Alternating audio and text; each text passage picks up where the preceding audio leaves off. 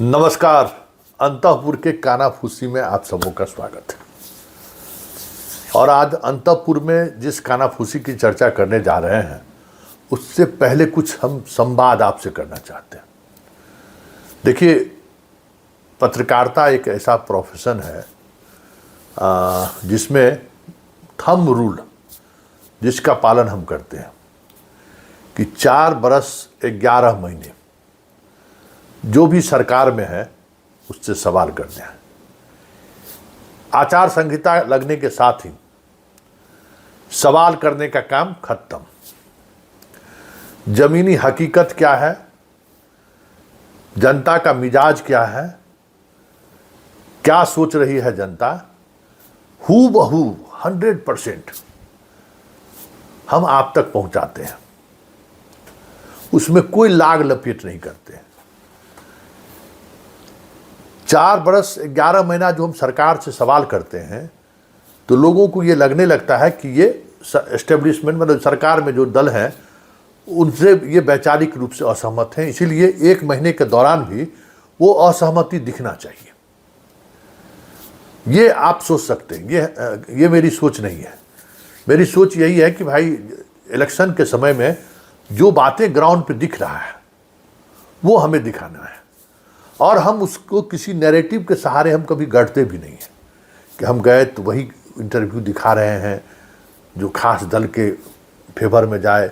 ऐसे ही लोगों से हम बात करते हैं जो खास दल के वोटर को प्रभावित कर सके, ऐसा कभी नहीं करते हैं। ये हम पूरे भरोसे के साथ विश्वास के साथ कर सकते हैं। हाँ, ये अलग बात है कि कुछ ऐसी बातें हैं जो हम पत्रकारिता के मापदंडों के सहारे आप तक नहीं पहुंचा पाते हैं। तो ये हम पूरे इलेक्शन के दौरान ये जो अंतःपुर का कानाफूसी है वही उसी तरीके का एक प्रयास है कि जो हम खबरों के सहारे नहीं दिखा पा रहे हैं वो इस मजाकिए अंदाज में खबर आप तक परोस देते हैं। ये हमने एक विधा अख्तियार किया कि भाई बहुत सारी बातें हो रही हैं न, जो अखबार में भी नहीं छप सकती है, जो चैनल में भी नहीं चल सकता है, यूट्यूब पर हमारे जैसे पत्रकार उसको चला नहीं सकते हैं, तो फिर दर्शक तक बात पहुंचे कैसे। तो हमने वो बातें पहुंचाने की कोशिश अंतःपुर के कानाफूसी के सहारे किया है। तो आज हम अंतःपुर के कानाफूसी में जिस बात की चर्चा करने जा रहे हैं वह बात है कीचड़ में कमल के फूल वाले जो अंतःपुर में है कि जो हालात है वो हालात मतलब कह सकते हैं कि बहुत ही मतलब होता है ना कि युद्ध में एक से एक महारथी को उतारा जा रहा है, परिणाम अनुकूल नहीं मिल रहा है। मतलब पूरे दिन हम युद्ध लड़ते रह गए लेकिन कोई बड़ी उपलब्धि नहीं दिखती है। तो जो उसके बाद जो कैंप में निराशा होता है, निराशा का जो भाव देखने को मिलता है, कमोबेश कमल के कीचड़ वाले के कैंप में यही निराशा का भाव देखने को मिल रहा है। आज देश के प्रधानमंत्री भी बिहार में थे, देश के गृह मंत्री भी बिहार में थे और बीजेपी के राष्ट्रीय अध्यक्ष भी बिहार में, तमाम बीजेपी के बड़े नेता बिहार में। लेकिन आज अंतःपुर में जिस तरीके का सन्नाटा छाया हुआ है, पूरी टीम जिस तरीके से डिमोरलाइज है, आप सोच नहीं सकते। क्योंकि पहली बार हिंदू हृदय सम्राट अपने पूरे भाषण में हिंदुत्व के उस मिजाज से अपने आप को दूरी बनाए रखा।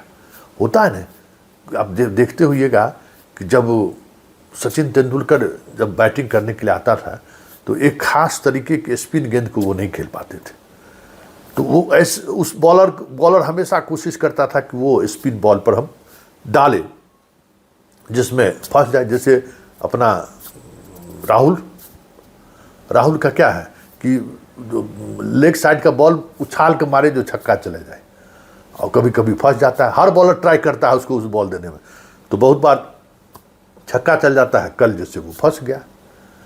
तो ये जो राहुल के नैरेटिव में फंसते हुए जिस तरीके से मोदी दिखे, उससे पूरी टीम में जो है एक अजीब तरीके का मायूसी है कि क्या करें, क्या होगा बिहार में।